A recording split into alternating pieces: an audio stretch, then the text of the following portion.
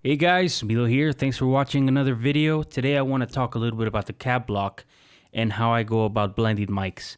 I know there are a few videos up already about this. I wanted to touch up on a lot of things that I didn't see in those videos. Okay, so let me first break down what this block, what this preset looks like. It's pretty simple.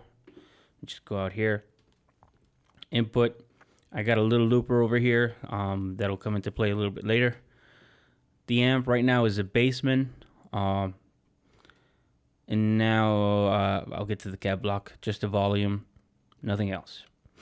Let's go over to the cab block, and we'll see why you would want to tweak the cab block. So I'm going to show you, this is channel A. This is a stock cab from the Legacy series. Channel B, I have another stock one. Now, channel C is a blend I did, and channel D is another blend I did. I don't have a reverb on right now, and I did that on purpose because I want you to hear what it sounds like. I know it would all sound better, of course, if it wasn't so dry, but we'll look into it right now. So this is what A sounds like.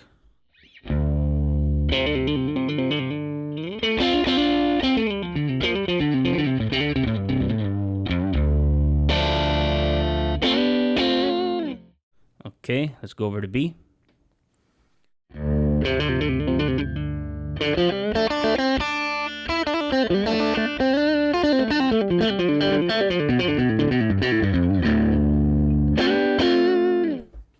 Okay, now we're going to go over to C.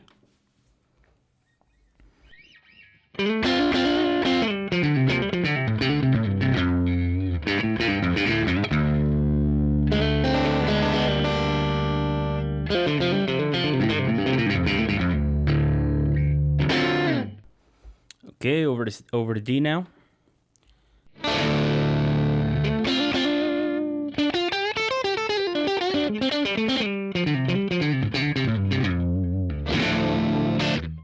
Okay, so aside from the fact that this is all relative to whoever's listening, these may sound horrible to some people, these may sound good to some people. I just want to educate you on a couple of things here that maybe you don't know about, and if you know about them, then cool, just reviewing. But I just want to go over what some of these things are. So once again, if we look at A and B, these are just the stock ones. As you can see, nothing here is really happening as far as tweaking. It's just literally the presets. Now, if we go over here, let me break this down first, and then we'll go ahead and basically undo it and hear it individually. So I have 4 different cabs, right? A 57 is usually a very bright mic, so I like to put it together with a darker mic. A 160 is a little bit darker. Sometimes a 121 works. Sometimes a 121, depending on where it is on the cab, however the impulse response was captured, it can be a little mid-rangey too. So for this one, I particularly picked the 160. Now for these two, these are 2 different room cabs. Room IRs. And I know that over here, as you can see, this is not a 410 anymore. We're doing a Bassman, but I don't really care because it's just room cabs. So let's go ahead and look at the levels now.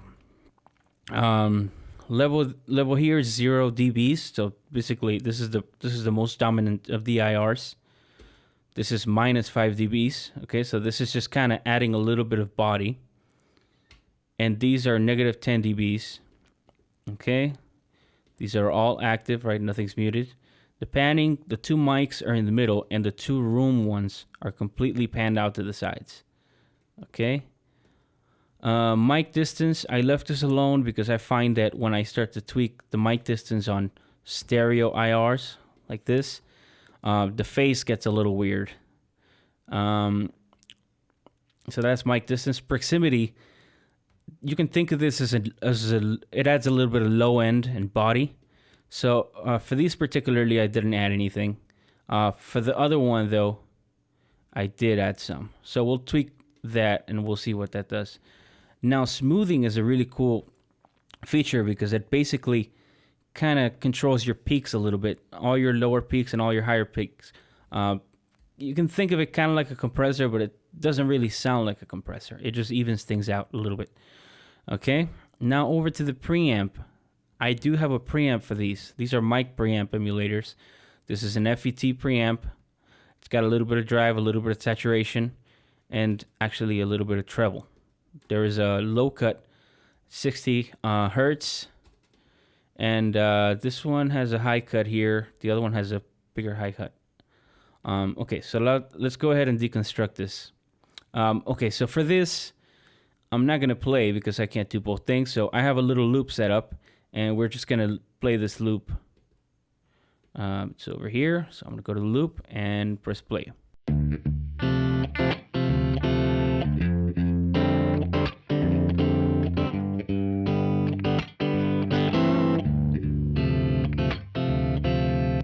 Okay, cool. So here's what I'm going to tell you what I'm going to do, and then I'm just not going to talk and I'm going to do it. I'm going to solo out the 57 for you. And then I'm going to solo out the 160. Now, when you solo these out, it basically brings them up to 0 dBs when they're soloed. Okay? And then I'll solo these out. These are going to come up also. For the smoothing thing, I'll go ahead and mess with this one so you can hear what it does. And let's go ahead and do that now. Oh, one very important thing. If you decide you don't want to use these, let's say you scroll over, I don't want to do that right now. Well, let me do it on maybe one of these. If you set this to scratch pad and then you don't have them muted, it's basically going to lower your total volume because you basically have no cab, and that volume somehow gets blended into this. So I guess your overall volume of your cab is going to go down. So make sure if you're not using a cab, mute it. It works better this way. My approach is to solo a cab first, listen to it, then mute it. Listen to your IR blend without it, and then find out what you like about it and how it would basically add to your blend, and then slowly start blending it in. Okay, so let's go ahead and take a look at that. I'm going to unmute this and I'm going to play around with this, and hopefully you'll learn something.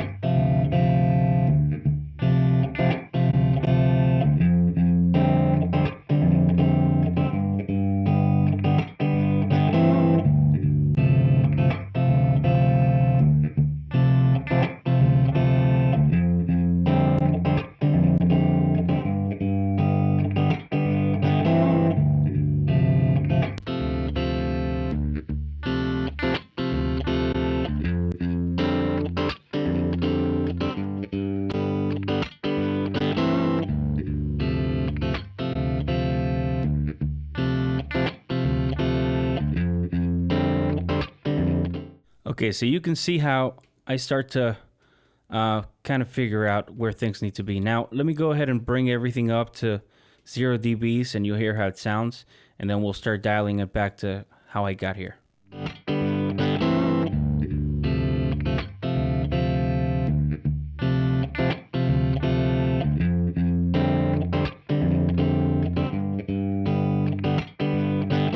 So keep in mind that this probably sounds like a really nice tone right now, but maybe in the mix of a song, it might be a little too boomy. So a lot of these IRs, especially the ones that are done by Fractal, they might feel like they're not very good sounding, but once they sit in the mix, they're dead on, you know? Okay, so let me go ahead and start dialing this down.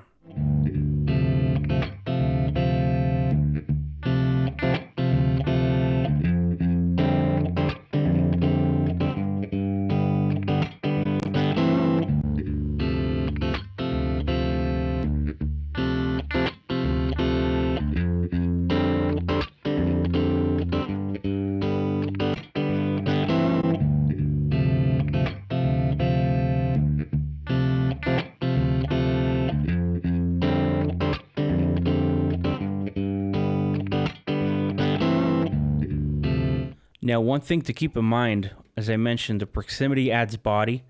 For this particularly, I didn't add any of them, but let's say you just wanted to have the 57. You like the high end of the 57 and you just want a little more body. So let me add proximity so you can hear what it sounds like.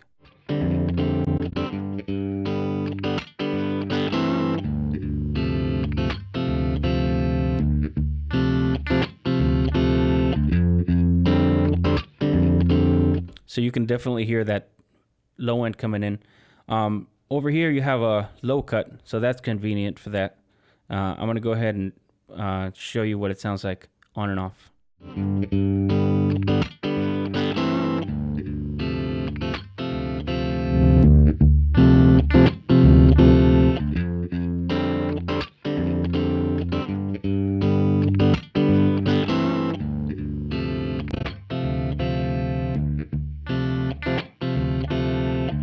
Okay, now let's go over here and we're going to take a look at the preamp and what it's doing. So I will tell you it's adding a little bit of saturation and it's adding a little bit of brightness. So when I turn it off, that's what you hear. It'll sound like it's a little less compressed and it's not as bright anymore. So let's do that.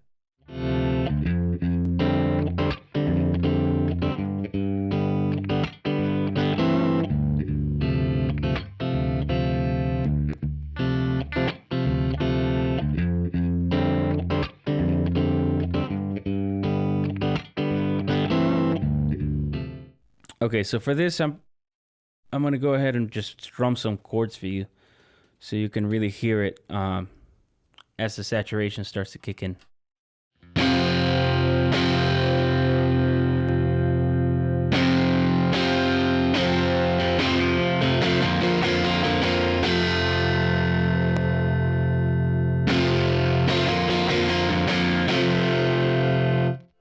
Okay, so you hear there's a little bit of saturation happening and there's a little bit of high end coming in when the preamp is turned on.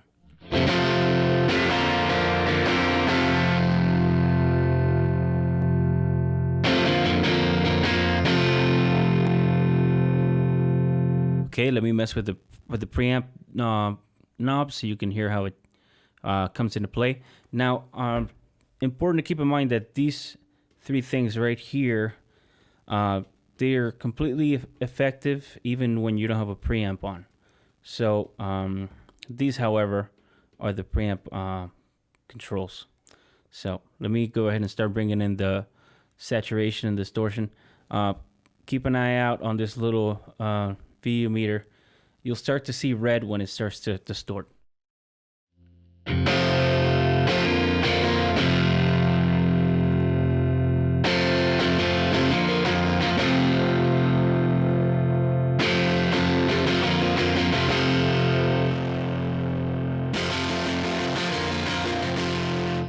So that's obviously where we don't want to be. I guess a good spot, if you really want it to be saturated, is to find a balance before it gets to the red part.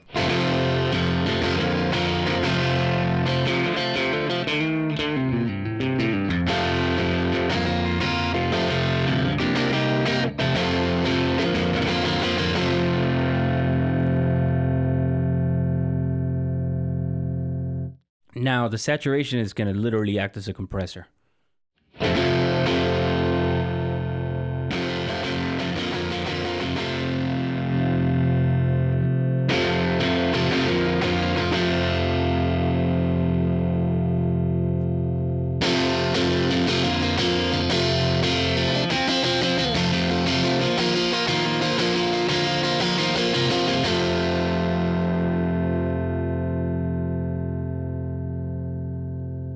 Okay.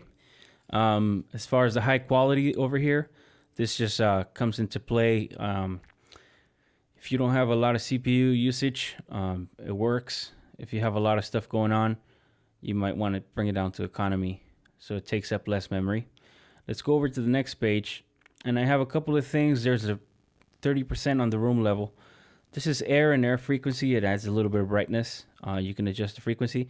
Now, proximity frequency, it adjusts this proximity. So right now it's set to 200. Well, I mean 120. 200 is the max, right? So you can kind of dial in whatever frequency you want to boost. It only allows you to go up to 200 hertz. So let's listen to the room level and see what this does.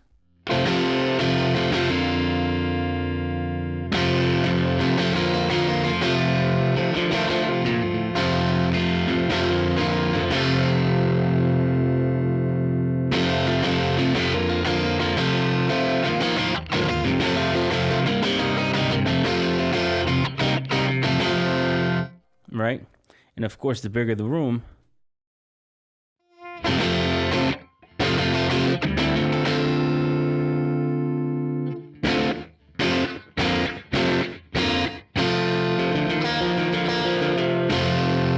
okay? So let me go back to 30%.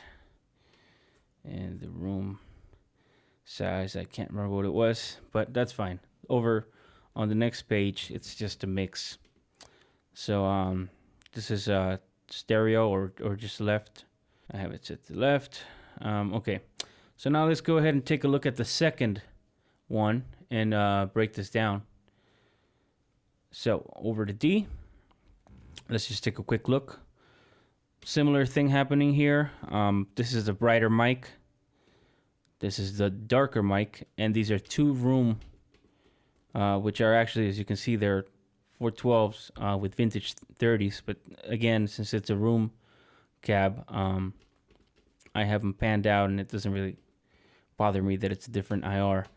The smoothing, I have it maxed out here, and then for this particular cab IR, I boosted the low cut a little bit, and then I did a bigger high cut as well. Different preamp as well. Let's take a look at this and deconstruct it. So let me bring back the loop, and we're going to start working our way backwards.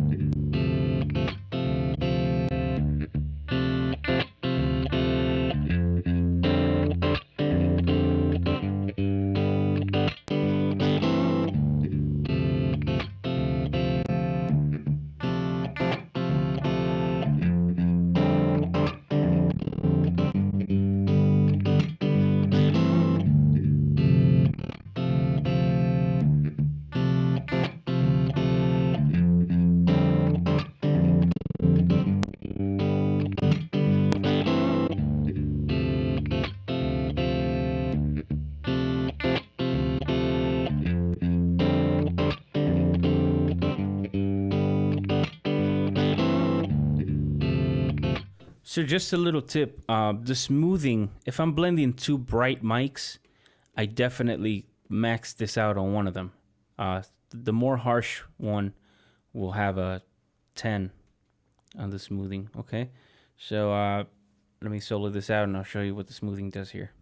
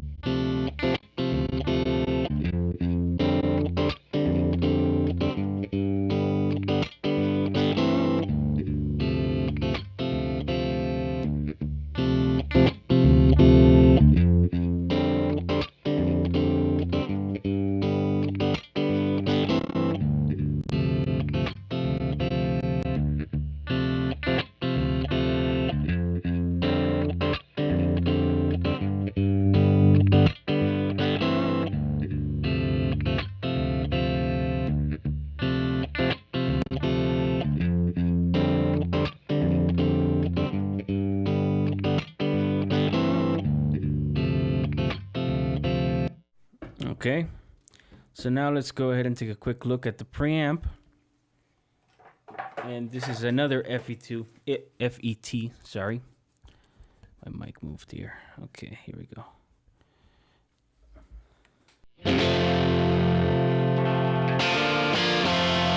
So this one I've got kind of a little bit of a mid cut and a 4 dBs of treble boost. So let me just go ahead and show you with it on.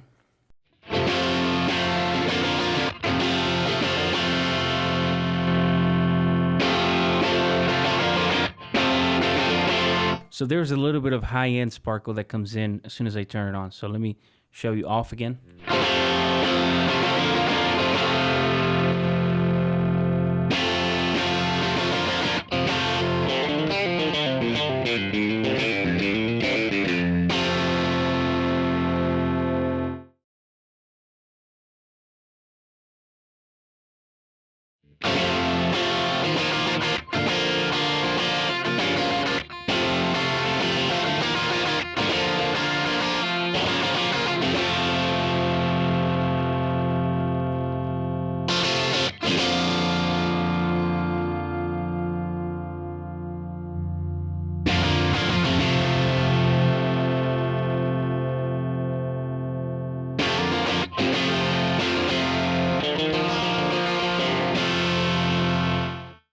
Okay, here I've got half as much room level as I had on the other one. So let's hear what that room level sounds like. So actually, let's compare these, which have no room level.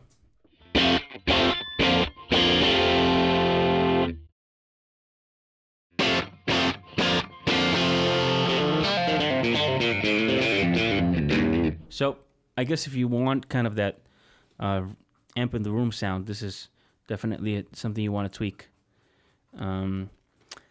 Again, I don't know if it's something that I would recommend. It depends on the mix, you know. A lot of times you kind of end up oversaturating these presets with a lot of parameters that at the end they're just going to take up a lot of space in the mix, you know. But I guess it's definitely important to know what they do and how to use them.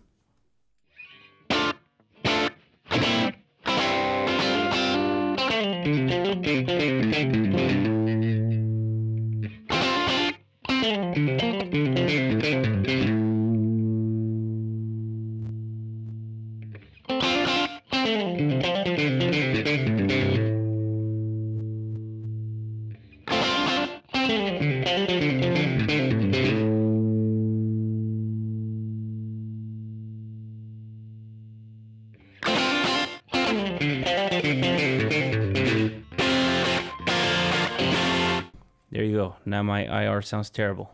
Okay.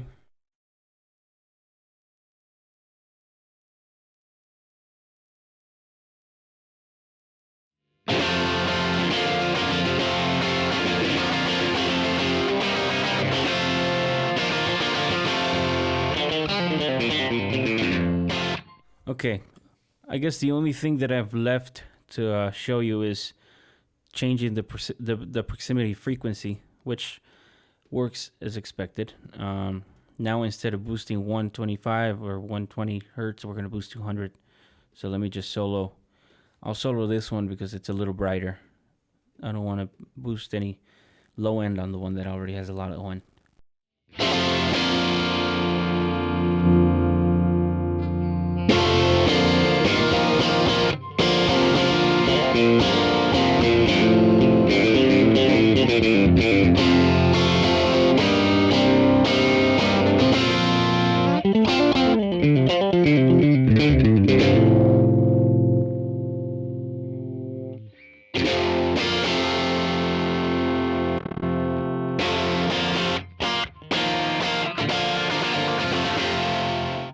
Once again, let me show you the first ones.